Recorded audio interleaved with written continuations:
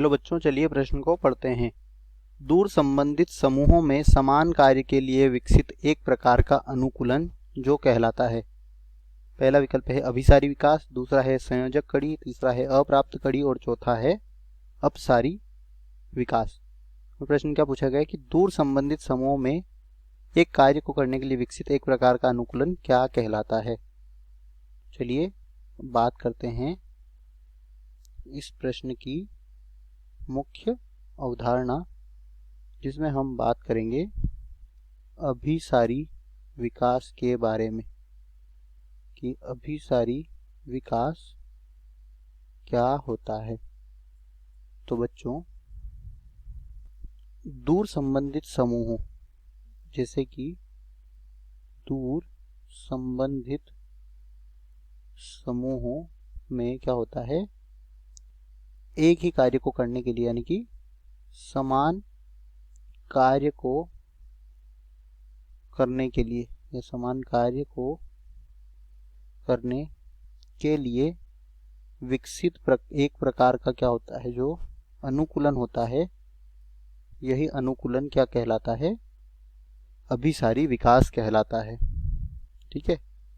और अगर इसे हम उदाहरण से समझें तो पक्षी और चमगादड़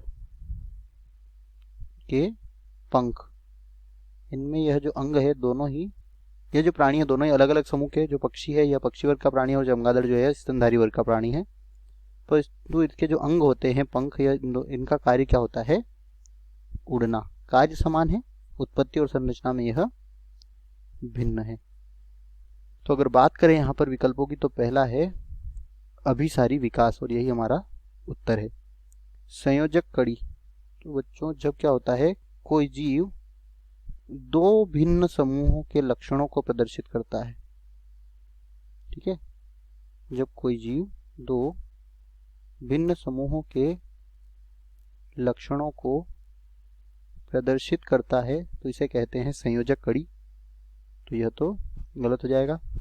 अप्राप्त कड़ी, यह भी गलत है यहाँ पर। और अपसारी विकास, तो इसमें क्या होता है कि कोई जीव जो है यह किसी एक पूर्वज से उत्पन्न होता है। एक पूर्वज से उत्पन्न कोई जीव यह विभिन्न आवासों में क्या होता है, अपने अपने आवासों के अनुसार अनुकूलित हो जाता है। आवासों के अनुसार क्या हो जाता है, अनुकूलित हो जाता है, और इसे कहते हैं अपसारी विकास। यह भी यहाँ पर गलत है। दिए गए प्रश्न का सही उत्तर है विकल्प ए। आशा करते हैं आपको समझ आया होगा। धन्यवाद।